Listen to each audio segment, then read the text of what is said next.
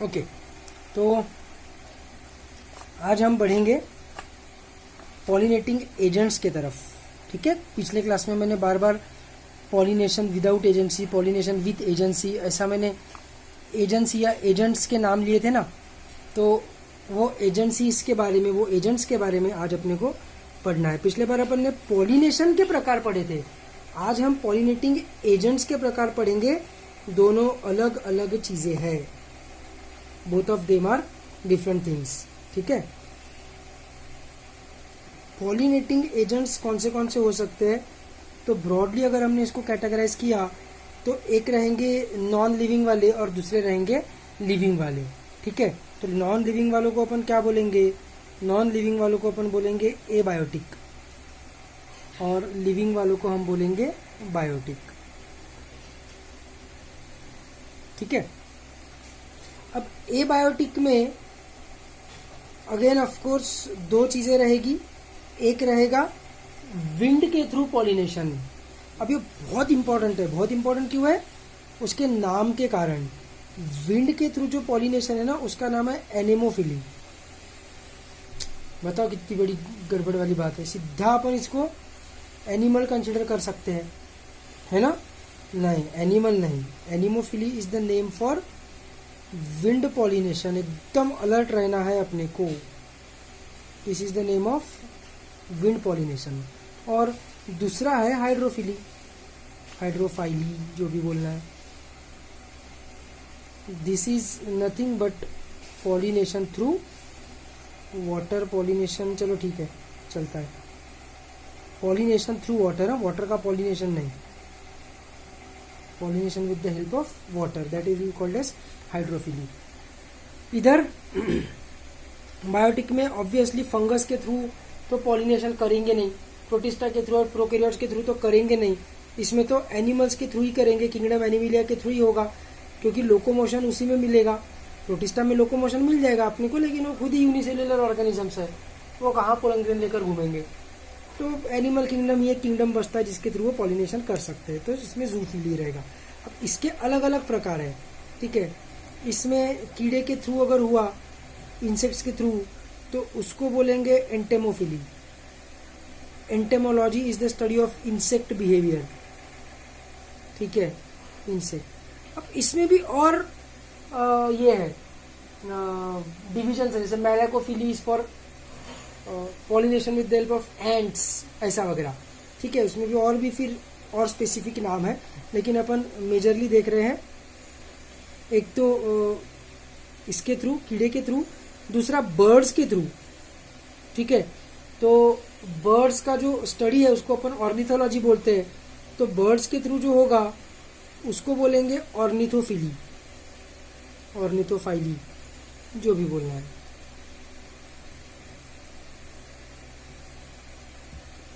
Birds के through. ठीक है, और तीसरा रहेगा, तुमको याद होगा अपन ने फ्लाइंग फॉक्स को एनिमल किंगडम में फ्लाइंग फॉक्स का साइंटिफिक नेम बोला था टेरोपस। टेरोपस है ना, टेरोपस मतलब बैट। तो टेरोफाइली। ठीक है, लेकिन बस इतना याद रखना कि इसमें सिर्फ टेरोफाइली नहीं है, इसका पूरा नाम है काइरो टेरोफाइली।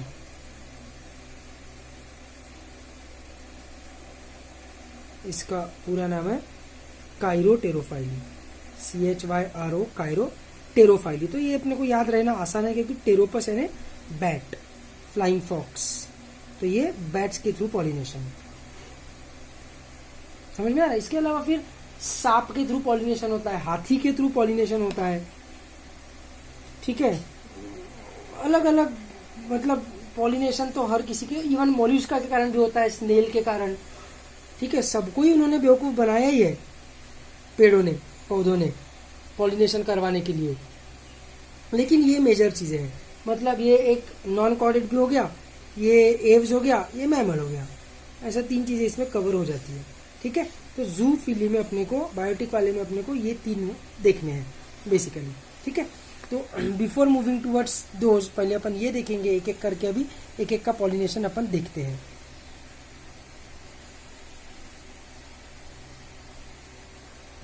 सबसे पहले आएगा एनिमोफाइली। एनिमोफाइली मतलब विंड के थ्रू पॉलिनेशन। तो जिन पौधों को विंड के थ्रू पॉलिनेशन करना है वो क्या करेंगे, उनके अडेप्टेशंस क्या रहेंगे, वो कैसे इवॉल्व होंगे, इनके कैरेक्टर्स क्या रहेंगे। तो जो मैं पहले दिन से बता रहा हूं कि पेटल्स, सेपल्स एब्सेंट और रिड्यूस्ड। एक बार का सेपल्स तो भी का ग्रीन कलर के रहते हैं तो फोटोसिंथेसिस वगैरह कर लेते हैं। बाकी पेटल्स का तो काम है कलर और स्मेल के थ्रू एनिमल्स को अट्रैक्ट करना। तो पेटल्स का तो इनको बिल्कुल ही काम पड़ने का कोई लॉजिक ही नहीं है, पेटल्स की तो इनको जरूरत ही नहीं पड़ेगी, ठीक है। और सेपल्स की भी नहीं रहती है, बहुत ही रिड्यूस्ड है, फिर एब्सेंट ही रहेंगे। क्योंकि मैं तुमको पहले से ही बता रहा हूँ कि ये नॉन एसेंशियल वर्ल्स है। करोला और कैलिक्स नॉन एसेंशियल वर्ल्स है। एक्सेसरी वर्ल्स है, मतलब वो तो कीड़ों को अट्रैक्ट करने के लिए, एनिमल्स को अट्रैक्ट करने के लिए, इन सब चीजों के लिए है। उसके थ्रू थोड़ी रिप्रोडक्शन हो रहा है। वो नहीं भी रहे तो भी क्या फर्क पड़ने वाला है, कुछ भी फर्क नहीं पड़ने वाला है। विंड के थ्रू पॉलिनेशन तो हो ही जाएगा। तो जिनको पॉलिनेशन करवाना ही विंड के थ्रू है वो तो पेटल सेपल्स बनाकर फालतू एंथोसाइनिन रख के उसको कलर देने का, पेटल को कुछ नेक्टर बनवा कर टेस्ट या स्मेल उसमें तैयार करने का, ये सब में क्यों वो ट्रांसलेशन करके एनर्जी वेस्ट करेंगे? ऑब्वियसली नहीं करेंगे। तो क्या कैरेक्टरिस्टिक्स रहेंगे इनके? तो एक तो ये तो मतलब बहुत ही ऑब्वियस है ना, कि पेटल्स एंड सेपल्स एब्सेंट रहना, इसमें तो कोई इश्यू ही नहीं है। दूसरी बात, इनको अपने पोलन ग्रेन्स को हवा से उड़वा कर लेकर जाना है। तो इसलिए क्या होगा कि इनके पोलन ग्रेन्स जो रहेंगे, इनके पोलन ग्रेन्स रहेंगे लाइट, ज्यादा भारी नहीं रहेंगे, ठीक है। दूसरी बात, नंबर ऑफ पोलन ग्रेन्स इनमें सबसे ज्यादा रहेंगे। नंबर ऑफ पोलन ग्रेन्स सभी पौधों में ज्यादा ही होते हैं। अरे पोलन ग्रेन्स ही नहीं, कभी भी मेल गैमिट, मतलब ठीक है पोलन ग्रेन तो कोई गैमिट नहीं है, वो तो गैमिटोफाइट है, लेकिन पोलन ग्रेन के अंदर तो गैमिट रहता ही है ना, मतलब मेल का पार्ट है ना बेसिकली। तो मेल्स का जो स्पर्म रहेगा या गैमिट रहेगा वो कभी भी ज्यादा ही रहेगा। तुम ह्यूमन बींग्स में भी इमेजिन करो ना। अभी नेक्स्ट चैप्टर अपन रिप्रोडक्शन इन एनिमल्स ही देखने वाले हैं। तो उसमें स्टेट बोर्ड की बुक में तो डेटा दिया हुआ है कि सीमेन में 300 मिलियन स्पर्म्स रहते हैं करके एक इजैक्यूलेशन में। वेरएज एक मेंस्ट्रुअल साइकिल में एक फीमेल में कितना ओवम रिलीज होता है? तो एक। और स्पर्म्स कितने? तो 300 मिलियन। क्यों? क्योंकि स्पर्म्स को वजाइना क्रॉस करके, सर्विक्स क्रॉस करके, यूटेरस क्रॉस करके, फैलोपियन ट्यूब क्रॉस करके वहां पर जो ओवम रखा है उसके पास पहुंचना है। वहां पहुंच के ओवम की जो वॉल है उसको डिसॉल्व करना है लाइसोसोम्स के एंजाइम्स के मदद से, और फिर अपना न्यूक्लियस अंदर रिलीज करके जाइगोट तैयार करना है। तो कितना मुसीबत वाला, कितना मुश्किल काम है वो। क्योंकि फीमेल रिप्रोडक्टिव ट्रैक्ट में जो एसिडिक कंडीशन रहती है, WBCs रहती है, वो सब उनको अपोज करती है स्पर्म्स को। तो इतने सारे स्पर्म रिलीज करने के बाद कहां जाके एक आधा फ्यूज हो पाता है? 300-400 पहुंचते हैं सिर्फ ओवम तक, 300 मिलियन में से। अगर सोचो एक ही स्पर्म रिलीज किया तो वो तो पक्का मर जाएगा, प्रोबेबिलिटी एकदम ही जीरो हो जाए, मतलब बहुत ही कम हो जाएगी, है ना। ओवम को क्या है, ओवम को तो बस अपना मस्त फैलोपियन ट्यूब में सेटल अपना बैठे रहना है। तो वो एक ही रहा तो भी उसको टेंशन नहीं है। एनिमल्स की बात कर रहा हूँ, प्लांट्स में भी वैसा ही है कि ओवम क्या एक ही रहा, एग एक ही रहता ही है, और वो एक ही रहा तो भी चलता है ना। वहां पर अपने को मल्टीपल एग्स की जरूरत क्या है? ओवरी के अंदर सेफली ओव्यूल है, ओव्यूल के अंदर सेफली एम्ब्रियो सैक है, उस एम्ब्रियो सैक के अंदर सेफली अपना सिनर्जी सेल्स के पीछे एक एग बैठा हुआ, उसको कुछ होने ही नहीं वाला है, उसकी प्रोबेबिलिटी 100% है। गड़बड़ तो मेल गैमिट की है कि उसको हवा से उड़ के, पानी में तैर के, इंसेक्ट के चिपक के कैसे तो भी सर्कस करके आना है। उसमें एक दो ही अगर पोलन ग्रेन्स रिलीज हुए तो कभी रिप्रोडक्शन हो ही नहीं पाएगा। मिलियंस ऑफ पोलन्स रिलीज करने पड़ेंगे, तब कहां जाके सम हंड्रेड्स और tens of them will be able to fertilise. Animals से भी ज्यादा प्रॉब्लम है प्लांट्स में। तो एनिमल्स का तो भी कैसा है कि बराबर वजाइना में रिलीज किए जाएंगे स्पर्म्स। तुम बोलोगे sir what about external fertilisation वाले एनिमल्स लाइक फ्रॉग्स?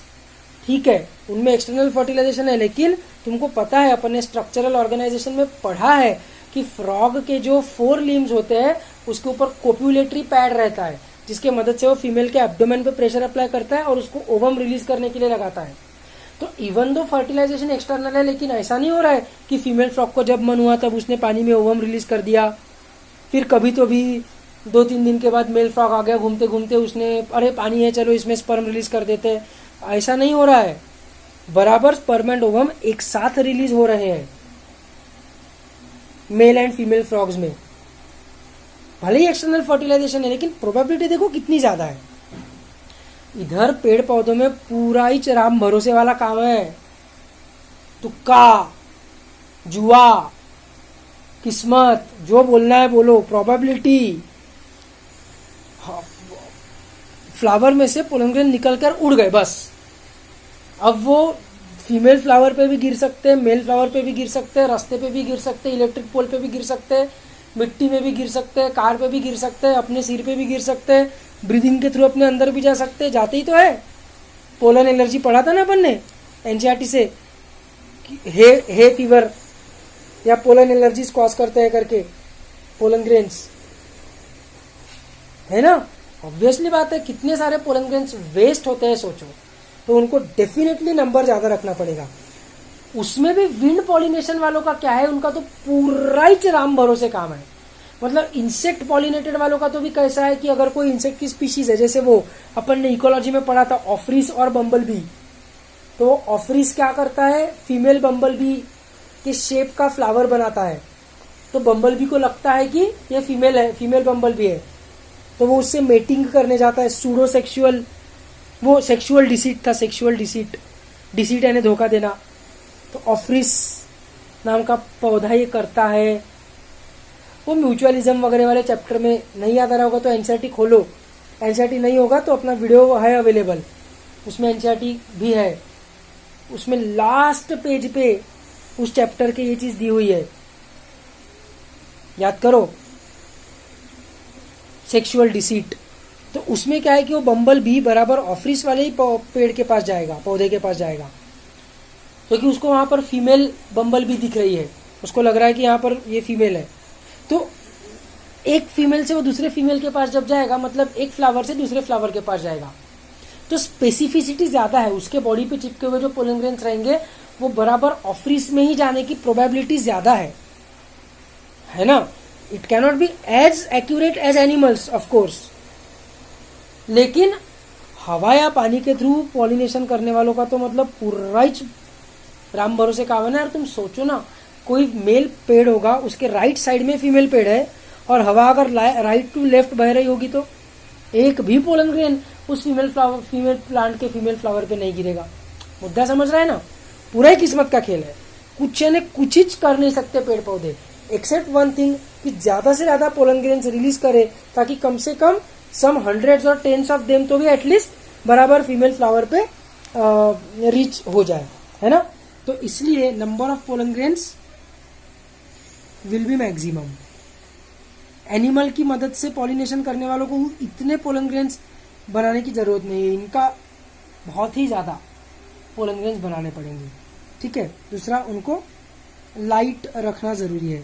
तीसरा, ये जो स्टिग्मा है उसको फ्री रखना पड़ेगा, और स्टिग्मा जो रहेगा वो स्टिकी भी रहेगा। स्टिग्मा इज स्टिकी, क्योंकि हवा से पोलन ग्रेन्स आ रहे हैं, वो आते आते अगर स्टिग्मा के कांटेक्ट में आ गए तो पट से उसको चिपक जाने चाहिए, है ना, बाउंस होके गिर नहीं जाने को होना।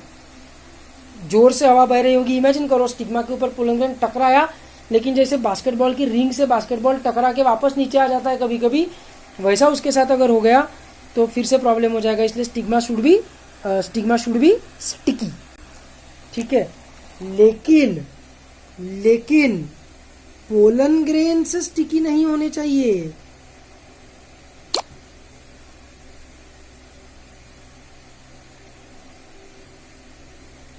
Pollen grains should not be sticky, नहीं तो क्या हो जाएगा, वो इधर उधर कहीं पर भी चिपक जाएंगे जाकर,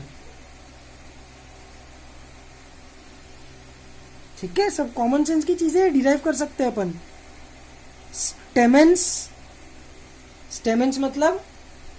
स्टेमेन मतलब एंथर एंड फिलामेंट, है ना, that is the unit of androecium, है ना। और एंड्रोशियम मतलब मेल रिप्रोडक्टिव पार्ट। तो जो स्टेमेंस है ये फ्री रहने चाहिए एंड वेल एक्सपोज्ड रहने चाहिए, नहीं तो हवा उसको टच ही नहीं होगी। ऐसे पूरा पेटल्स ने घेर के रख लिया है अगर स्टेमेंस को, इधर भी पेटल, इधर भी पेटल और बीच में ऐसा स्टेमेन है, इधर से भी पेटल है, इधर से भी पेटल है, ऐसा अंदर पूरा घेर के रख लिया है, वैसा नहीं होना चाहिए। स्टेमेंस कैसे होने चाहिए, वेल एक्सपोज्ड होने चाहिए, ठीक है। एकदम कॉमन सेंस की बात है ये, इसमें कोई इशू नहीं है ना। और हाँ, एक और चीज, ये जो स्टिग्मा है, ये जो स्टिग्मा है, stigma is large and feathery also. Again वही, ताकि हवा में उड़ते हुए पोलन को वो ट्रैप कर सके, इसलिए, ठीक है। तो इसमें से कुछ भी ऐसा एक भी पॉइंट नहीं है जो रट्टा मारने की चीज है, एक भी पॉइंट ऐसा नहीं है,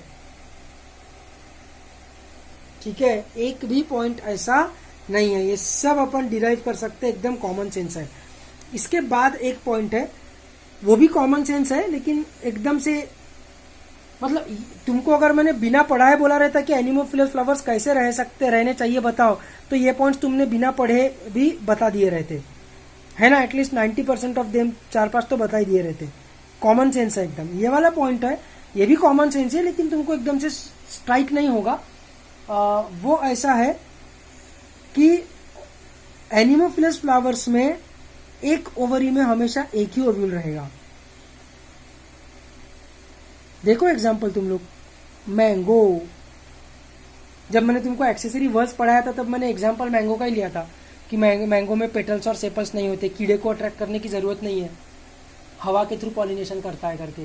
तो मैंगो के फ्लावर्स भी देखना छोटे छोटे रहते हैं, और उसमें ओवरी में एक ही ओव्यूल रहता है, एक ही सीड रहती है ना मैंगो में, है ना। क्योंकि पहले ही राम भरोसे काम है ना, पूरा ही जुआ चल रहा है उसके जिंदगी में कि पोलन ग्रेन निकाला, ऊपर फेंक दिया, जा रहा है तो जा रहा है, नहीं जा रहा है तो नहीं जा रहा है, उसका कुछ कंट्रोल ही नहीं है।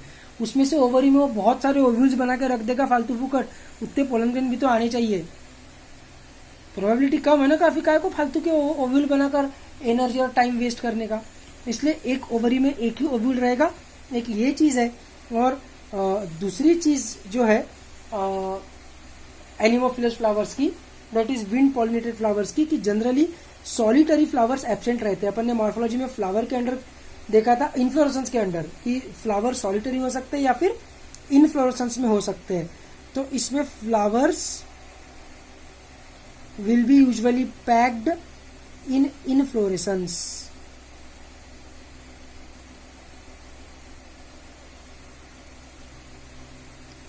ठीक है, समझ में आ रहा है। तो सिंपल सी चीज है, एग्जाम्पल में दिमाग लगाने की जरूरत ही नहीं है। जिसमें भी अपने को बड़े बड़े पेटल्स या बड़े बड़े सेपल्स नहीं दिखते, वो सब एनिमोफिलस फ्लावर्स है ना। तो जैसे मैंगो का तो अपन ने पहले ही क्लास में एग्जाम्पल ले लिया था, फिर ग्रासेस, है ना। और एनसीईआरटी ने एक एग्जाम्पल दिया हुआ है मेज यानी भुट्टा। भुट्टा जो तुम खाते हो वो उसके सीड्स है, लेकिन वो मतलब वो फ्रूट बन चुका है, जो तुम खा रहे हो वो सीड्स है मतलब। तो जब यंग रहेगा, जब वो फ्लावर रहेगा, तब उसमें टेसल्स दिखते हैं, ठीक है। तो वो tassels are nothing but the styles, tassels of corn. अपन जो खाते हो पका हुआ, मतलब पका हुआ नहीं भी होगा तो भी वो फ्रूट है, उसका फ्लावर कन्वर्ट हो चुका है फ्रूट में। अपने को उसको फ्लावर के लेवल पे देखना है, तो उसमें टेसल्स मतलब ऐसे हेयरी स्ट्रक्चर दिखते हैं, which are nothing but the style stigma वाला स्टाइल ऑफ द कॉर्न, ठीक है। तो मेज भी एग्जाम्पल है किसका, एनिमोफिली का, मतलब विंड पॉलिनेशन। बहुत ही सिंपल है, कोई भी बड़ी बात इसमें आई डोंट थिंक है, कॉमन सेंस है, अपन सब डिराइव कर सकते हैं। नेक्स्ट आएगा हाइड्रोफिली।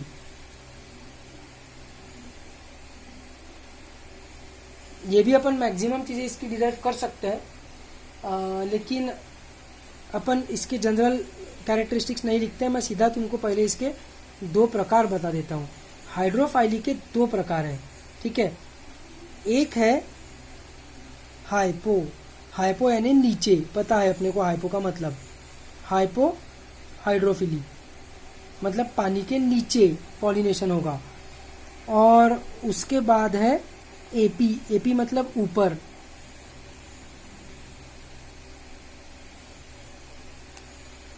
पानी के ऊपर। इसके ऊपर अपन बाद में आते हैं, पहले अपन हाइपोहाइड्रोफिली देखते हैं, ठीक है। हाइपोहाइड्रोफिली के जो कैरेक्टरिस्टिक्स है उसमें क्या रहेगा कि specific gravity, specific gravity, specific gravity मतलब क्या, तो स्पेसिफिक ग्रेविटी मतलब रिलेटिव डेंसिटी, स्पेसिफिक ग्रेविटी मतलब रिलेटिव डेंसिटी। किसकी रिलेटिव डेंसिटी, तो पोलन ग्रेन्स की। रिलेटिव डेंसिटी मतलब क्या, तो किसी भी चीज की density as compared with water. तो relative density of pollen grains is such that they remain suspended, मतलब ना ये डूबते हैं पानी में और ना ही ये तैरते हैं पानी में, ये सस्पेंडेड रहते हैं। सस्पेंशन पता है ना अपने को, वो टिंडाल इफेक्ट वाला, ना इधर डूब रहे हैं ना और तैर रहे हैं, वैसा वाला, सस्पेंडेड रहेंगे पानी में, ठीक। अब क्या होगा, पानी में तैरते तैरते ये पोलन ग्रेन्स फीमेल फ्लावर्स के पास पहुंचेंगे और पॉलिनेशन हो जाएगा। सिंपल कंसेप्ट है, कुछ भी मुश्किल नहीं है इसमें, है ना। The pollen grains will reach the female flowers and pollinate it, thus reach the female flower, है ना। ये अपने को किस में मिलेगा, ये अपने को मिलेगा सस्पेंडेड, सस्पेंडेड नहीं, क्या बोलते हैं उसको, डूबे हुए, सबमर्ज्ड, सॉरी, ये अपने को मिलेगा सबमर्ज्ड, डूबे हुए हाइड्रोफाइट्स में, ऑब्वियसली जो पूरे तरीके से पानी के नीचे है उनमें, ठीक है। एकदम सिंपल सी चीज है, इसमें कुछ भी मुश्किल नहीं है। इसके एग्जाम्पल्स है, एक तो है ज़ोस्टेरा। ज़ोस्टेरा इज अ सी ग्रास, मतलब इसको उसके साथ कंपेयर मत करना, सी ग्रास यानी वो कैल्प्स वगैरह के साथ मत कंफ्यूज कर लेना, ठीक है। कैल्प्स वगैरह नहीं, सी ग्रासेस ये एंजियोस्पर्म्स है ना। और दूसरा एक रहता है सेरेटोफाइलम। अच्छा, एंजियोस्पर्म से एक और चीज याद आ गई, एंजियोस्पर्म से एक और चीज याद आ गई कि हाइड्रोफाइलिक में एनसीईआरटी ने बोला है कि एंजियोस्पर्म्स में रेयरली मिलेगा। एल्गी ब्रायोफाइटा टेरिडोफाइटा में तो गैमीट के ट्रांसफर के लिए पानी ही लगता है, अगर इसलिए तो टेरिडोफाइट्स का स्प्रेड ज्यादा नहीं हुआ है अर्थ में। एनसीईआरटी की लाइन है प्लांट किंगडम में, the spread of living pteridophytes have been restricted to narrow geographical areas because of this specific requirement of water for fertilization, है ना, है ना। तो उनको तो पानी चाहिए गैमेट्स के लिए, लेकिन एंजियोस्पर्म्स में जनरली हाइड्रोफाइली नहीं मिलती है। एनसीईआरटी ने एक डेटा दिया है कि सिर्फ 30 genera of angiosperms, genera is the plural of genus, 30 genera of angiosperms, उसमें भी मोस्टली मोनोकॉट्स, इनमें ही अपने को हाइड्रोफाइली मिलेगी। हाइड्रोफाइली बोल रहा हूँ टोटल, हाइपो एपी सब मिलाकर, ठीक है, सब मिलाकर ओनली 30 जेनेरा ऑफ एंजियोस्पर्म्स, उसमें भी मोस्टली दे आर मोनोकॉट्स। तो ये हाइपोहाइड्रोफाइली तो सिंपल सी चीज है, इसमें तो कुछ मुश्किल है नहीं, सीधे वो पोलन ग्रेन्स डूबे हुए रहेंगे पानी के अंदर, उनकी स्पेसिफिक ग्रेविटी इसी हिसाब से रहेगी कि वो डूबे हुए हैं पानी के अंदर, और पानी में तैरते तैरते फीमेल फ्लावर के पास पहुंच जाएंगे, ठीक है। अब बचता है एपी हाइड्रोफाइली। एपी हाइड्रोफाइली बहुत गजब की कंसेप्ट है। अब तुम ये सोच रहे होंगे कि हाइपोहाइड्रोफाइली अगर सबमर्ज्ड हाइड्रोफाइट्स में होता है, ये तो कॉमन सेंस है, तो एपी हाइड्रोफाइली फ्री फ्लोटिंग या फ्लोटिंग हाइड्रोफाइट्स में होता होगा, ऐसा तुम सोच रहे होंगे, but you are wrong. Epihydrophily भी रूटेड, मतलब जिसका रूट जमीन में लगा हुआ है उस लेक के या रिवर के, और वो सबमर्ज्ड है। ऐसे हाइड्रोफाइट्स में ही होता है, हैं? अगर सबमर्ज हाइड्रोफाइट है तो पानी के ऊपर उनका पॉलिनेशन कैसे होगा? क्या चल रहा है ये नाटक? गजब की कंसेप्ट है एकदम। इसमें ये लोग क्या करते हैं पता है क्या? जो मेल पार्ट रहता है ना, वो मेल फ्लावर टूट जाता है। Male flower breaks at maturity, ठीक है? एंड मेल फ्लावर टूट जाता है और ऊपर आ जाता है सरफेस पे। और उसमें से भी फ्लावर तो छोड़ो, उसमें से भी पोलन ग्रेन्स जो है उनका ऐसा है कि स्पेसिफिक ग्रेविटी मतलब relative density of pollen grains is less than water is such that they float on water. तो मेल पार्ट में से फ्लावर बोलो या पोलन ग्रेन्स बोलो तो पानी में से ऊपर आ गए और पानी के सरफेस पे तैर रहे हैं, पानी के सरफेस पे फ्लोट हो रहे हैं, ठीक है? फीमेल फ्लावर्स के साथ क्या होता है पता है क्या? कि female flowers have long pedicel. Pedicel यानी क्या है तुमको पता है? इनफ्लोरेसेंस के एक्सिस को पेडंकल बोलते हैं, लीफ के डंडी को पिटियोल बोलते हैं, फ्लावर के डंडी को पेडिसेल बोलते हैं, है ना? Which is coiled at maturity पे क्या होता है? मतलब वो फीमेल फ्लावर मैच्योर होने के बाद द पेडिसेल अनकॉइल्स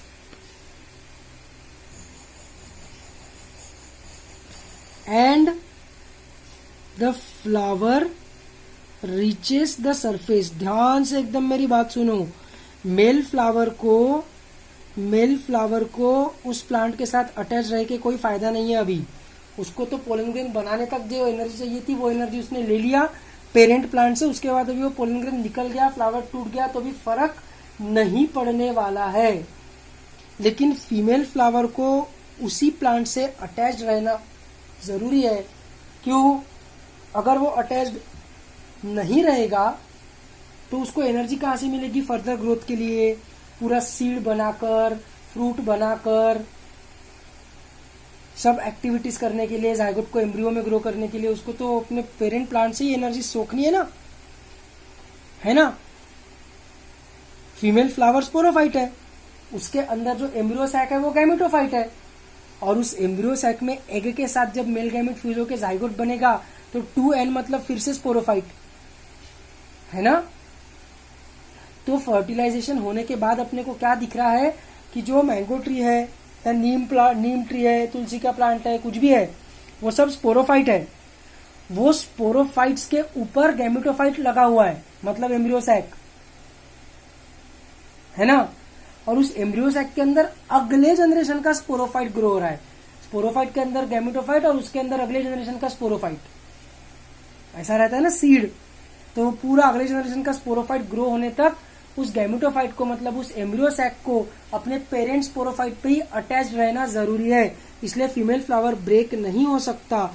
वो क्या होते हैं? अनकॉइल होते हैं। The flower reaches the surface while still attached to the parent plant. Parent plant को अटैच्ड कंडीशन में ही वो सरफेस पे पहुंच जाते हैं, है ना?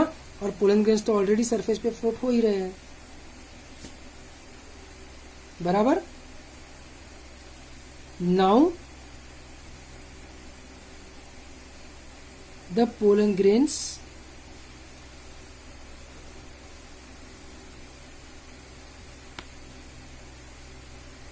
pollinate the flower, female flower that is. Simple concept है एकदम, ठीक है? समझ में आ रहा है? इसका एग्जाम्पल है Vallisneria and Hydrilla. Hydrilla again ecology में आया था, कब पता है? वो वहां पर Friends of Arcata Marsh FOAM, Friends of Arcata Marsh तब आया था हाइड्रिला। मतलब मैंने बताया था कि हाइड्रिला जैसे कुछ प्लांट्स रहते हैं जो, जैसे hydrilla for example heavy metals को एब्जॉर्ब कर लेता है, तो फ्रेंड्स ऑफ अर्काटा मार्श वाले ने वही किया है ना, कनेक्टेड मार्शेस और फिर सेंचुरी बना दिया वहां पर with the help of the students from Humboldt state university. ठीक है, केस स्टडी थी, नहीं याद आ रही होगी तो खोलो एनसीईआरटी और देखो। ठीक है, तो ये होगा एपी हाइड्रोफाइली। ठीक है, एकदम नो प्रॉब्लम हियर। अब मेरा क्या कहना है कि इसके अलावा अब तुम बोलोगे सर ये भी सबमर्ज वालों में दिखता है, ये भी सबमर्ज वालों में दिखता है, व्हाट अबाउट फ्री फ्लोटिंग? तो बहुत सारे एक्वेटिक प्लांट्स, ठीक है, क्या करते हैं, pollinate with the help of wind और इंसेक्ट्स, इवन दो वो एक्वेटिक है।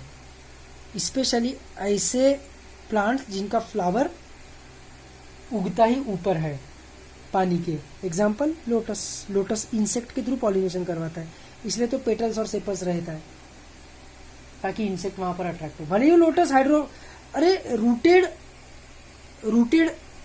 फ्री फ्लोटिंग है वो, मतलब उसका रूट जो रहता है वो पूरा जमीन में रहता है, लेकिन उसका फूल पानी के बाहर रहेगा लोटस का। तो पानी के थ्रू पॉलिनेशन वो कर ही नहीं सकता, पॉसिबल ही नहीं है, उसको विंड या इंसेक्ट के थ्रू ही करना पड़ेगा। और इतने सुंदर उसका कलर रहता है और स्मेल वेल आता है लोटस का अच्छे से, तो ऑब्वियसली बात है कि वो इंसेक्ट के थ्रू ही पॉलिनेशन कराएगा, सिंपल चीज है। ठीक है, आ रहा है समझ में? तो hypohydrophily, epihydrophily, but not all aquatic plants are hydrophilous. Most of the aquatic plants या many aquatic plants even perform pollination with the help of wind or insects. Example lotus, ये याद रखेंगे। ठीक है, अब बढ़ते हैं हम जूफिली की तरफ। जूफिली, ठीक है, इसमें सबसे पहला रहेगा एंटेमोफिली।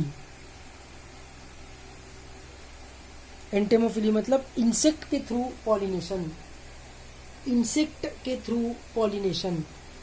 ठीक है, एंटेमोफिली। तो एंटेमोफिली में क्या होता है, अब क्या क्या अडेप्टेशन रहेंगे इन प्लांट्स के तुम ही बताओ। मतलब बहुत ही सिंपल है, ऑब्वियस है। पेटल्स, इसमें भी हाइड्रोफिली में भी पेटल्स एब्सेंट रहेंगे।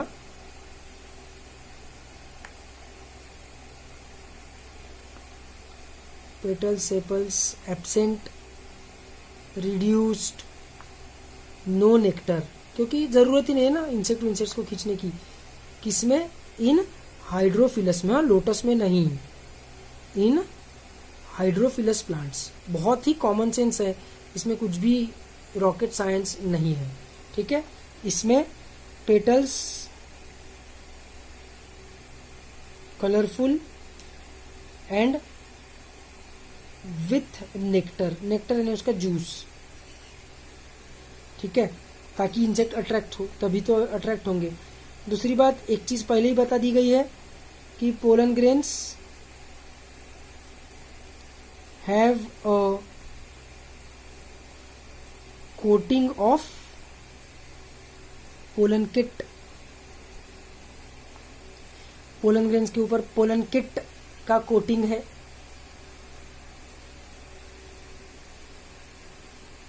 कि नहीं? पोलन ग्रेन्स के ऊपर पोलन किट का कोटिंग है। पोलन किट स्टिकी सब्सटेंस रहता है जिसके कारण वो पोलन ग्रेन्स इंसेक्ट के बॉडी पे चिपक जाते हैं, है ना। दूसरा, इसके जो फ्लावर्स रहेंगे, दूसरा नहीं तीसरा, फ्लावर्स जनरली लार्ज रहेंगे ताकि कीड़े का वजन वो संभाल सके, है ना। और अगर फ्लावर्स लार्ज नहीं रहे, अगर वो स्मॉल रहे तो क्या होगा? अगर वो लार्ज नहीं रहे, अगर वो स्मॉल रहे फ्लावर्स, तो क्या होगा? तो flowers will be clustered together. Forming inflorescence obviously, उसमें क्या है, ठीक है। उसके बाद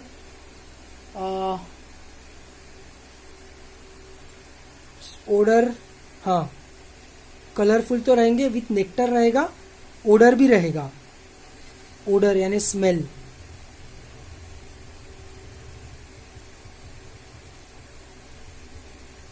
ओडर इज ऑल्सो प्रेजेंट, है ना, क्योंकि ओडर की तरफ भी कीड़े अट्रैक्ट होते हैं, ऐसा पाया गया है। तो कीड़ों के थ्रू पॉलिनेशन करने वाले फ्लावर्स के एग्जाम्पल्स क्या है? तो अपन जो भी फ्लावर्स यूज करते हैं डेकोरेशन के लिए, बुके फॉर्मेशन, बुके बनाने के लिए, वो सब फ्लावर्स इंसेक्ट पॉलिनेटेड रहेंगे। ऑब्वियस है यार, पहले दिन से तुमको यही तो बता रहा हूँ, एक्सेसरी वर्ल और एसेंशियल वर्ल, कि एक्सेसरी वर्ल होते ही है कीड़ों को अट्रैक्ट करने के लिए। एक लोटस का एग्जांपल तो अपन ने पीछे ही देख लिया, ठीक है। What about hibiscus? हिबिस्कस के तो वो जो एंथर है, फिलामेंट है उसके, वो उसके स्टाइल को अटैच रहते हैं, मतलब स्टाइल के बाहर एक कवरिंग रहता है, उसको अटैच रहते हैं, है ना, पूरा ऐसे फ्लावर के बाहर आते हैं, तो उनको तो फिर इंसेक्ट की जरूरत नहीं हो, तो हवा के थ्रू भी हो जाएगा उनका। तो सीधी बात है कि हिबिस्कस दोनों के मदद से करता है, इंसेक्ट के थ्रू भी करता है और हवा के थ्रू भी करता है पॉलिनेशन, ठीक है। तो हिबिस्कस एक एग्जांपल हो गया। फिर मोगरा, झेंडू, जितने भी ये फ्लावर्स है जिसको हम पूजा में यूज करते हैं, जिसमें अच्छा स्मेल है या जिससे जूस निकलता है या जो कलरफुल है, डिजाइन वाले हैं, वो सब फ्लावर्स एग्जाम्पल रहेंगे एंटेमोफाइली के, एंटेमोफिलस के, ठीक है, इंसेक्ट के मदद से होने वाले। फिर ऑफ्रिस और बम्बल भी, वो अपन ने इकोलॉजी में ही देख लिया है, वो भी एक एग्जाम्पल है, इसमें कुछ मुश्किल है नहीं, ठीक है। इंसेक्ट्स क्यों आते हैं उनके पास? तो रिवॉर्ड के लिए, है ना। Insects get a reward obviously, इसीलिए तो फ्लावर्स के पास आते हैं ना, नहीं तो फ्लावर्स के पास आएंगे ही क्यों। अच्छा, बटरफ्लाई भी इंसेक्टा है, भूलो मत, फाइलम आर्थ्रोपोडा क्लास इंसेक्टा है, वो तो बटरफ्लाई अपने को जो जो फ्लावर्स पे बैठे हुए दिखेंगे वो सब फ्लावर्स ऑब्वियसली इंसेक्ट पॉलिनेटेड में आएंगे। बहुत एग्जांपल्स है, भर भर के एग्जांपल्स है, टेंशन ही नहीं है। तो insects get a reward obviously. अभी रिवॉर्ड क्या है, क्या है रिवॉर्ड? तो ये रिवॉर्ड होना चाहिए नेक्टर, है ना। मैं सिर्फ नेक्टर के ही फेवर में हूं, लेकिन एनसीईआरटी ने पोलन ग्रेन्स को भी रिवॉर्ड बोला है। पोलन ग्रेन्स रिवॉर्ड कैसे होंगे? पोलन ग्रेन्स को अगर इंसेक्ट खाएंगे तो पूरा सिस्टम ही खत्म हो जाएगा। अगर ये इनको खाने लग गए, ये उनके लिए रिवॉर्ड हो गया, रिवॉर्ड इन प्राइज, ये उनके लिए अगर रिवॉर्ड हो गया तो वो उसका पॉलिनेशन करेंगे नहीं ना, वो उसको खुद खा ही जाएंगे, ठीक है, पहली बात। दूसरी बात, तुम बोलोगे सर ठीक है ना, खाने दो उनको, लेकिन खाते खाते एटलीस्ट जो उनके बॉडी पे चिपक जाएंगे जो पोलन ग्रेन्स, वो तो एटलीस्ट पॉलिनेट हो जाएंगे, एग्रीड। लेकिन पोलन ग्रेन्स के ऊपर स्पोरोपोलेनिन रहता है, which is the toughest substance known in the whole of biology. No enzyme has yet been discovered which can digest sporopollenin. तो उसको अगर इन्होंने खाया भी तो भी उसको डाइजेस्ट तो कर नहीं सकते, तो पोलन ग्रेन्स इनके लिए रिवॉर्ड कैसे हो सकता है? I am totally against this, I do not believe that this can be reward. लेकिन एनसीईआरटी ने बोला है तो वो अपने लिए बाइबल है, उसके अगेंस्ट तो अपन जाएंगे नहीं, ठीक है। तो nectar as well as pollen grains are rewards. इसके अलावा हाउसिंग भी रिवॉर्ड होता है कभी कभी, हाउसिंग, एकोमोडेशन, एकोमोडेशन है ना वही रहने की जगह, है ना, एग लेइंग स्पेस एटसेट्रा, ये भी रिवॉर्ड हो सकते हैं। These can also be rewards, ठीक है। कैसे? तो एक कॉमन एग्जांपल तो अपने को पता ही है, ट्रैपडोर मैकेनिज्म वाला, हाइपेंथोडियम, जो अपन ने मॉर्फोलॉजी ऑफ प्लांट्स में पढ़ा था। हाइपेंथोडियम एज फाउंड इन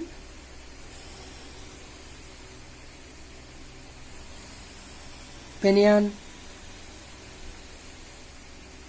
है ना। फिग एंड फिग वास्प याद होगा अपने को, fig and fig wasp,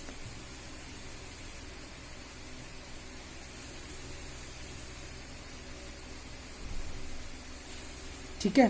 fig को अगर अपन ने तोड़ा, उसके हाइपेंथोडियम को, उसके इन्फ्लोरेसेंस को, तो अंदर से इंसेक्ट्स निकलते हैं। ठीक है, तो ये भी एक एग्जाम्पल है। दूसरा एक और एग्जाम्पल है एमोर्फोफैलस। एमोर्फोफैलस एक्चुअल में इनफ्लोरेसेंस है, लेकिन उसको फ्लावर बोलते हैं लोग। ठीक है, तो ये सबसे बड़ा इनफ्लोरेसेंस है, लार्जेस्ट इनफ्लोरेसेंस, और इसको लार्जेस्ट फ्लावर बोलते हैं। 6 फीट वगैरह इसकी हाइट रहती है। ठीक है, तो इसको टॉलेस्ट फ्लावर वगैरह बोलते हैं, लेकिन एक्चुअल में है इनफ्लोरेसेंस। तो इसके टॉप पे, इसके सबसे ऊपर अगर अंडे दिए इंसेक्ट्स ने, तो उनको प्रोटेक्शन, उससे मतलब काफ़ी सारी चीज़ों से उनको प्रोटेक्शन मिलता है। तो एग लेइंग के लिए, एकोमोडेशन के लिए भी वो इन्फ्लोरेसेंस में या फ्लावर्स में आते हैं, और उसके थ्रू भी पॉलिनेशन होता है। बराबर। वी आर ये अपन ने इंसेक्ट पॉलिनेशन अपन ने इकोलॉजी में भी देखा है, ऑफरिस और बम्बल बी वाला, और फिग और फिगवास वाला अपन ने मॉर्फोलॉजी ऑफ प्लांट्स में देखा है, इन्फ्लोरेसेंस में हाइपेंथोडियम के अंडर। याद नहीं आ रहा होगा तो नोट्स खोलकर रिवाइज करेंगे। ठीक है, और इसके बाद नेक्स्ट लेवल आती है, दैट इज ऑर्निथोफिली, मतलब pollination with the help of birds, है ना। हाँ, तो लेट अस थिंक कि ऑर्निथोफिली के अडेप्टेशंस क्या क्या रहेंगे। तो अब ऑब्वियसली सोच समझ के इवोल्यूशन ने सब कुछ काम किया है, बिना सोचे समझे तो इवोल्यूशन कुछ करता है नहीं। तो अब फ्लावर तो लार्ज रहेगा ही, क्योंकि इंसेक्ट के केस में उन्होंने लार्ज फ्लावर बोल दिया था। लार्ज फ्लावर की रिक्वायरमेंट इंसेक्ट के केस में है अगर, तो बर्ड्स तो काफ़ी भारी रहेंगे, हेवी रहेंगे उनके कंपैरिजन में। तो फ्लावर लार्ज तो डेफिनेटली रहेगा ही, उसमें तो कोई इशू ही नहीं है। लेकिन बीक यानी उनकी चोंच फ्लावर के अंदर जानी चाहिए प्रॉपरली। क्या हो गया अभी?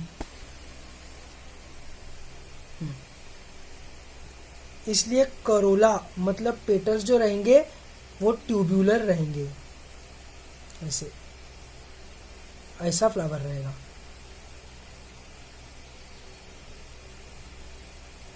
घंटी फूल नाम का फ्लावर रहता है, घंटी फूल, इट लुक्स लाइक अ घंटी।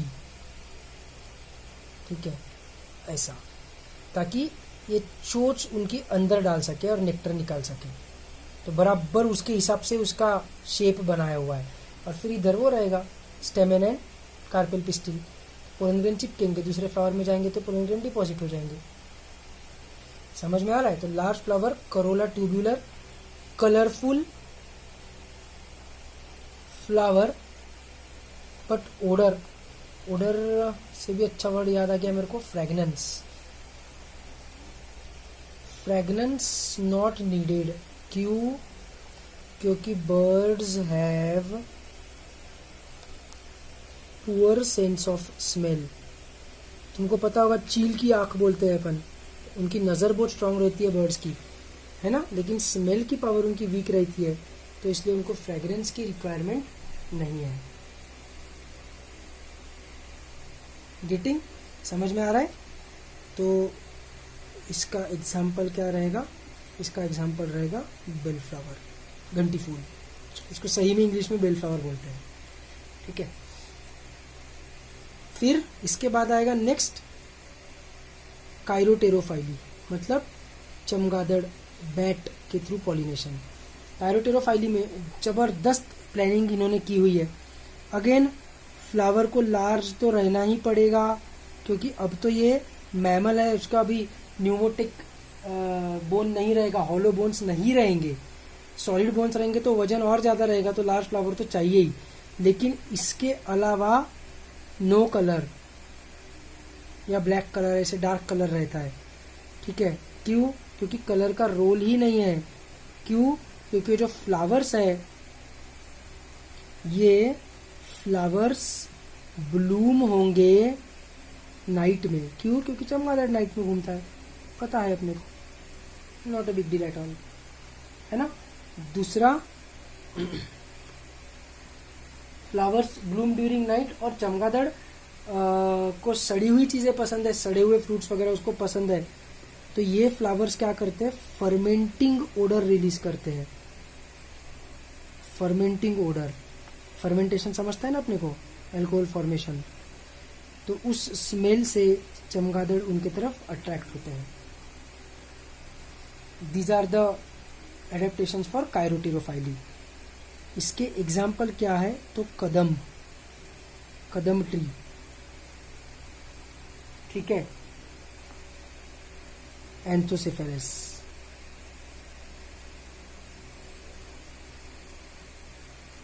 ठीक है, और एक बाओबाब ट्री है, बाओबाब। ये बाओबाब ट्री ऐसे लगता है कि दूसरे ग्रह का ट्री है, अफ्रीका में वगैरह मिलता है। इसका फोटो मैं भेजूंगा तुमको, मतलब इस वीडियो के एंड में चिपका दूंगा अगर ध्यान में रहा तो, नहीं तो फिर ग्रुप पे भेज दूंगा, ठीक है। तो दिस इज कायरोटेरोफाइली। तो एनिमोफिली मतलब विंड के थ्रू, हाइड्रोफिली मतलब पानी के थ्रू, ऑर्निथोफिली फिर जूलॉजी में कीड़े वाला, एंटेमोफिली, ऑर्निथोफिली बर्ड वाला, और कायरोटेरोफिली बैट वाला, ठीक है। ऐसे अलग अलग प्रकार के पॉलिनेटिंग एजेंट्स अवेलेबल हैं। इसके अलावा एक और गजब की चीज है इसमें, that is liver mechanism.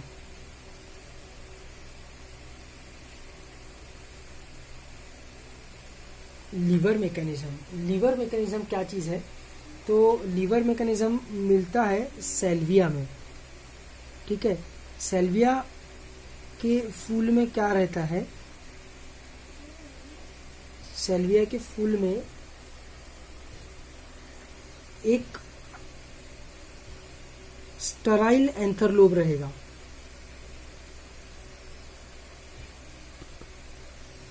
Sterlite एंथरलोब, ठीक है। तो जैसे ही कीड़ा इसके ऊपर आकर बैठेगा, देखो कितना बढ़िया कीड़ा है ना।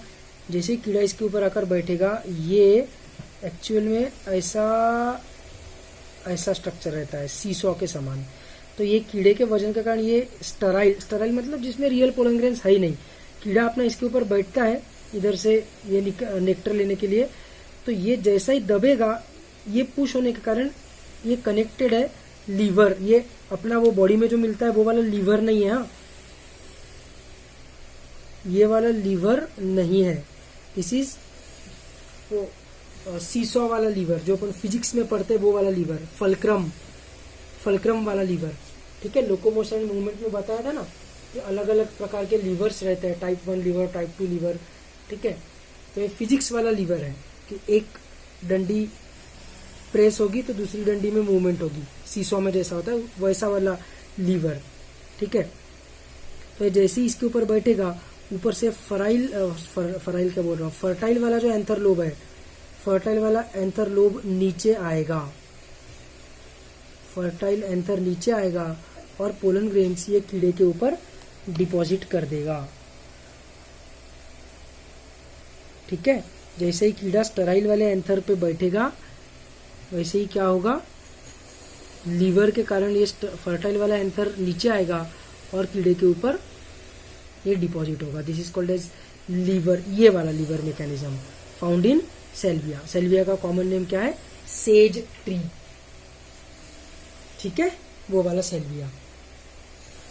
तो ऐसे अलग अलग प्रकार के पॉलिनेशंस अपने नेचर में अपने को मिलेंगे, कीड़े के थ्रू, बैट के थ्रू, बर्ड्स के थ्रू, इवन सांप के थ्रू, स्नेल के थ्रू, सभी के थ्रू होता है पॉलिनेशन, बट ये कुछ इंपॉर्टेंट वाले हैं, और हवा और पानी के थ्रू भी, ठीक है।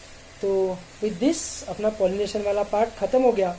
ये वाला पार्ट अपन स्टेट बोर्ड की बुक से भी रीड करेंगे, क्योंकि मैंने काफ़ी सारी एक्स्ट्रा की चीज़ें बताई है जो एनसीईआरटी में नहीं है, जैसे कायरोटीरोफाइली, ऑर्निथोफाइली एनसीईआरटी में नहीं है। Liver mechanism I don't remember, शायद नहीं है लीवर मैकेनिज्म भी एनसीईआरटी में, ठीक है। फिर इवन हाइपोहाइड्रोफाइली है और एपीहाइड्रोफाइली को भी ऐसा ही ऊपर से एक्सप्लेन कर दिया एनसीईआरटी ने। एग्जाम्पल्स भी काफ़ी कम है एनसीईआरटी में, तो एक बार अपने को इसको स्टेट बोर्ड से पढ़ना पड़ेगा, क्योंकि ये कैसा कंसेप्ट बेस्ड चीज़ नहीं है, इसमें अपने को बहुत सारे एग्जाम्पल्स भी काम में आएंगे। कंसेप्ट बेस्ड चीज़ तो खैर उसमें तो टेंशन नहीं रहता है, वो तो कवर हो जाता है, पर स्टेट बोर्ड में अपने को और भी कुछ एग्जाम्पल्स, और भी नए स्टेट बोर्ड में हो सकता है कुछ और भी एग्जाम्पल्स ऐड हुए हो, तो उसको भी अपन कवर करेंगे, ठीक है। तब तक के लिए वी विल मीट लेटर। अभी के लिए गुड बाय। एक सेकंड, मेरे मन में विचार आ गया कि एनसीईआरटी की रीडिंग अभी कर डालते हैं, छोटा सा ही है, 5-10 मिनट में हो जाएगा। 50 मिनट का वीडियो हो गया है ऑलमोस्ट, 10 मिनट में हो जाएगा। फिर स्टेट बोर्ड की रीडिंग का अलग से वीडियो में बना सकूंगा, यानी दोनों चीज़ें कवर हो जाएगी। ठीक है, तो एजेंट्स ऑफ पॉलिनेशन जो अभी अपन ने देखा वीडियो में। Plants use 2 abiotic that is wind and water and 1 biotic that is animals. Of course fungus protista ये कर ही नहीं सकते। Agents to achieve pollination. Majority of plants use biotic agents for pollination. Only a small proportion of plants use abiotic agents. इसके ऊपर how many statements are correct वाला question बन सकता है। Pollen grains coming in contact with the stigma is a chance factor in both wind and water pollination. है ना, किस्मत का खेल, राम भरोसे, probability. To compensate for these uncertainties and associated loss of pollen grains, the flowers produce enormous amount of pollen when compared to the number of ovules available for pollination। और number of ovules भी उन्होंने कम रखे हैं, एक ovary में एक ही ovule, याद है ना विंड पॉलिनेटेड वालों में, पर पोलन ग्रेन्स ज्यादा रिलीज करेंगे ताकि प्रोबेबिलिटी बढ़ जाएगी। Pollination by wind is more common amongst abiotic pollinations. Wind pollination also requires that the pollen grains are light and non-sticky so that they can be transported। उसमें pollen kit नहीं होता है ना in wind currents। They often possess well exposed stamens so that the pollens are easily dispersed into wind currents। Figure 2.10 यहीं पर 2.10 तो दूसरा ही है। A wind pollinated plant showing compact inflorescence and well exposed stamens। ये तो corn cob है, वो मेज वाला।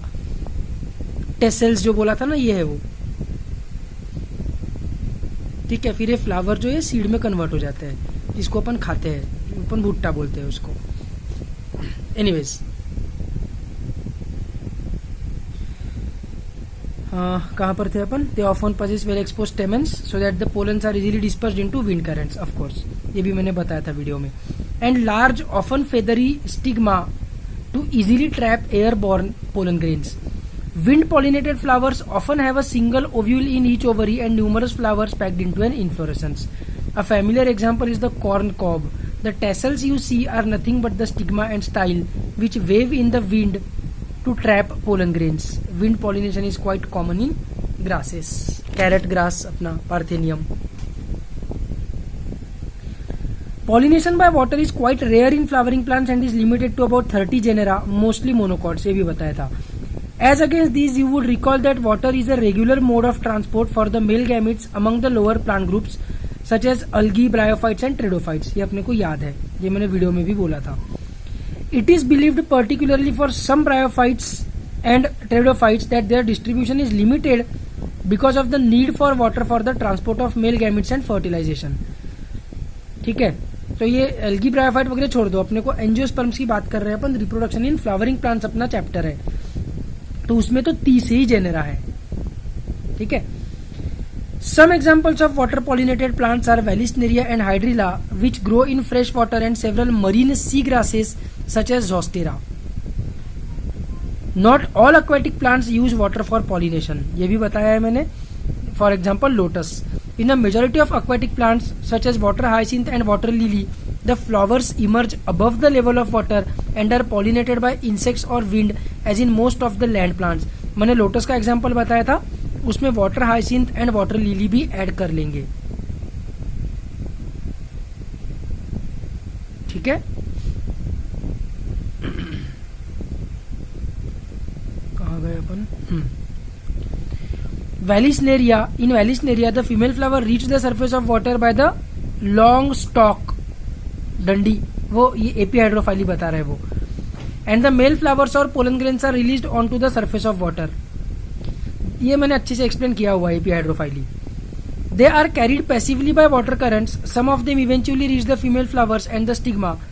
इन another group of water pollinated plants such as sea grasses is nothing but this Zostera. Zostera and Ceratophyllum में hypohydrophily है, बराबर। सेराटोफाइलम NCERT में नहीं दिया हुआ है। Female flowers remain submerged in water and the pollen grains are released inside the water। Pollen grains in many such species are long, ribbon-like and they are carried passively inside the water। ये long ribbon like वाला notice मतलब underline कर लो, लिख लो इसको मैंने video में नहीं बताया था। Some of them reach the stigma and achieve pollination। In most of the water pollinated species pollen grains are protected from wetting by mucilaginous covering. ये भी मैंने नहीं बताया था, इसको भी लिख लेंगे अडेप्टेशन में। Both wind and water pollinated flowers are not very colourful and do not produce nectar. What would be the reason for this? ये तो पता है अपने को, not a big deal at all. Majority of flowering plants use a range of animals as pollinating agents. Bees, butterflies, flies, beetles, wasps, ants, moths, ये सब क्या हो गए? ये सब हो गए आर्थ्रोपोडा। और इसमें इंसेक्टाई है सब कुछ। यस, सभी इंसेक्ट ही है इसमें, ठीक है, मतलब वो एरेक्निडा वगैरह नहीं है। Birds like sunbirds and humming birds. मैंने तुमको बर्ड्स वाले का एग्जाम्पल तो बताया था, बेल फ्लावर, लेकिन कौन से बर्ड करते ये नहीं बताया है, तो ये भी अंडरलाइन कर लेंगे, लिख ही लेंगे, मतलब अंडरलाइन नहीं, सिर्फ लिख लेंगे, नोट कर लेंगे। Sunbirds and hummingbirds, मस्त क्वेश्चन बन सकता है इसके ऊपर भी। And bats are the common pollinating agents. Among the animals, insects particularly bees are the dominant biotic pollinating agents, honey bees, ठीक है। Even larger animals such as some primates like lemurs, arboreal यानी tree dwelling rodents है ना, ये चूहे वगैरह type, और even reptiles, gecko lizard and garden lizard, ठीक है। गेको लिजार्ड तुमने नेट जियो पे या डिस्कवरी पे देखा होगा, बाकी गार्डन लिजार्ड मतलब तो अपना गिरगिट। Have also been reported as pollinators in some species. मैंने तो तुमको बताया कि सांप भी पॉलिनेशन करता हुआ पाया गया है ना। अच्छा, ये कौन सा डायग्राम है? Pollination by water in Vallisneria का डायग्राम है। वैलिसनेरिया मतलब एपी हाइड्रोफाइल। ये देखो, ये फीमेल फ्लावर अनकॉइल हुआ और अनकॉइल होके सरफेस पे पहुंचा, ठीक है। और ये मेल फ्लावर का तो टेंशन ही नहीं, ये तो डिटैच ही हो जाता है और फिर सरफेस पे ये जो पोलन ग्रेन्स है ये स्टिग्मा के कांटेक्ट में आएंगे, ठीक है। दूसरा डायग्राम है इंसेक्ट पॉलिनेशन का।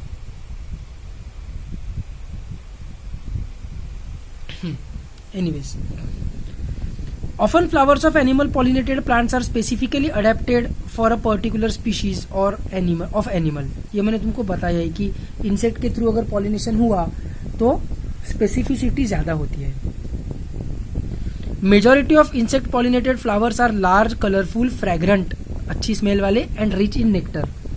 लार्ज बहुत इंपॉर्टेंट है, याद रखना, इसमें कंफ्यूजन होता है क्योंकि इंसेक्ट है बोला तो स्मॉल बोलने की इच्छा होती है। When the flowers are small, a number of flowers are clustered into an inflorescence to make them conspicuous. Conspicuous मतलब easily visible, ये भी मैंने वीडियो में बताया हुआ है। Animals are attracted to flowers by color and or fragrance. The flowers pollinated by flies and beetles secrete foul यानी गंदा odor to attract these animals. ऐसा ही मैंने कायरोटिरोफाइली में बैट के बारे में भी बताया था तुमको, है ना। To sustain animal visits, the flowers have to provide rewards to the animals. Nectar and pollen grains, देखो एनसीईआरटी ने pollen grains भी बोला है, are the usual floral rewards. For harvesting the rewards from the flower, the animal visitor comes in contact with the anthers and the stigma. The body of the animal gets a coating of pollen grains, which are generally sticky because of pollen kit in animal pollinated flowers.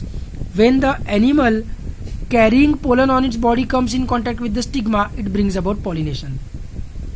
In some species, floral rewards are in providing safe places to lay eggs.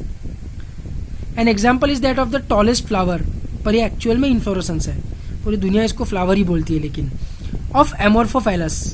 The flower itself is about 6 feet in height. No, that is the inflorescence, not flower. लेकिन दुनिया उसको flower ही बोलती है, पर वो actual में है inflorescence. A similar relationship exists between a species of moth and the plant yucca, where both species, that is moth and the plant, cannot complete their life cycles without each other. ये yucca and yucca moth, जैसे fig and fig wasp है ना, वैसे yucca and yucca moth रहता है, ठीक है। The moth deposits its eggs in the locule of the ovary. Locule क्या है पता है, ovary के अंदर की empty space, ovary का lumen. And the flower in turn gets pollinated by the moth. The larvae of the moth come out of the eggs as the seeds start developing. ठीक है। Why don't you observe some flowers of the following plants or any others available to you? Cucumber, mango, काम धंधे तो है ही नहीं तुमको, तो तुम ये सब कर सकते हो। वैसे भी लॉकडाउन ही चल रहा है, पढ़ाई लिखाई तो करते नहीं हो, तो चलो निकलो घर के बाहर।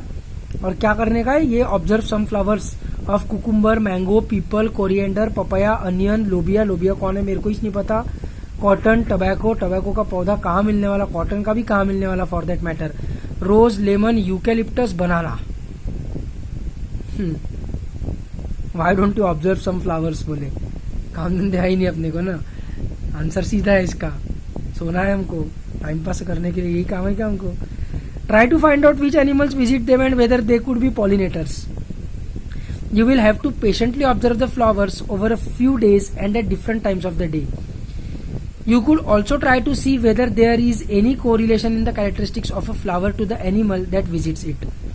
Carefully observe if any of the visitors come in contact with the anthers and the stigma, as only such visitors can bring about pollination.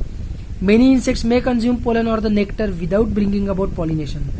Such floral visitors are referred to as pollen or nectar robbers. Robber यानी चोर. You may or may not be able to identify the pollinators, but you will surely enjoy your efforts. वाह वाह वाह, निकलो बोलते ये सब देखो, और हो सकता है कि तुम आइडेंटिफाई नहीं भी कर सको, लेकिन तुमको फूल को देखते हुए खड़े रहने में मजा बहुत आएगी, है ना। तो ऐसा कोई दिमाग से खसका हुआ इंसान होगा जिसको काम धंधा है नहीं, पढ़ाई लिखा है नहीं, वो ये सब काम कर सकता है। बाकी लोग क्या करेंगे, इन चीज़ों के फ्लावर्स को देखेंगे।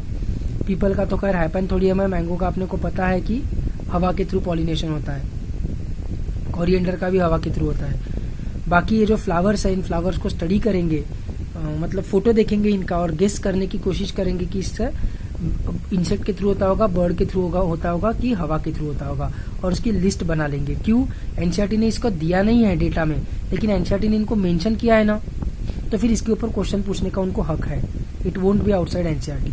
तो ये जितने नाम दिए हैं, इतने नाम वाले फ्लावर्स में कैसे पॉलिनेशन होता है अपने को पता होना चाहिए, ठीक है। तो इसका फोटो देखकर निकालने की कोशिश करेंगे लॉजिकली।